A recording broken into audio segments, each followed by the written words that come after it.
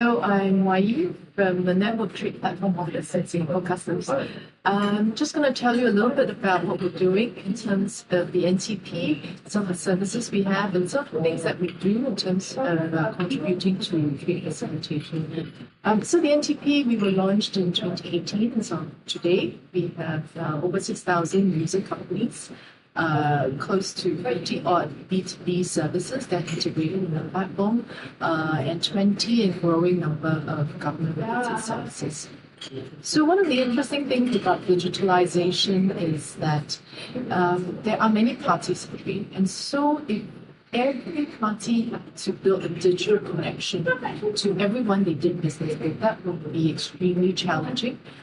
Also a lot of effort and resource going into building that digital connectivity. So what the NTP does, as you can see from the diagram, is we, as a government-operated platform, we're open and neutral, so that allows commercial entities to have that one connectivity into the NTP and onward digital connectivity onto the other stakeholders that are also connected to NTP.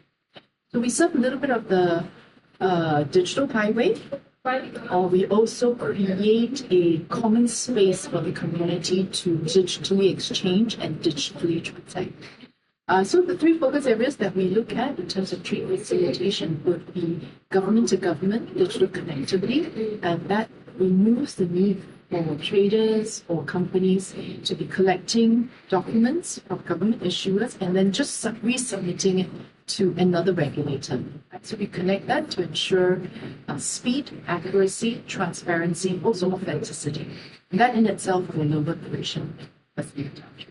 We also look at business to government transactions. So fundamentally, we can make transactions with us as regulators easier, then that would also facilitate trade. One of the examples of things that we've done in this space is to make bankers' guarantee electronic.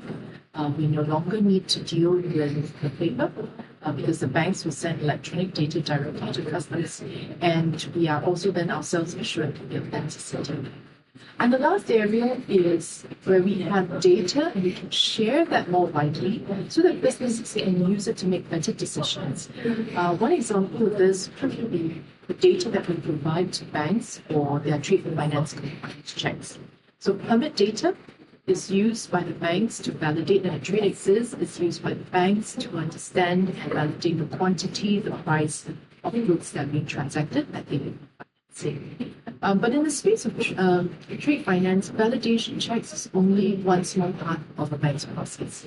By and large, the biggest part of their transactions will be to handle applications from their clients for trade financing.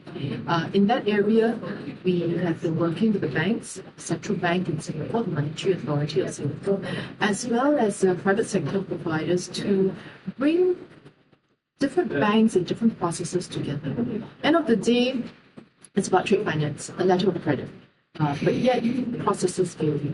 So as the neutral, commercial, non-commercial party, we're able to facilitate that conversation, bring the community together, and as a result, today there is a multi-bank trade finance application portal that's integrated to NTP and allowing banks to come together, but they're also allowing traders to use this multi-bank portal to interact with more than one bank.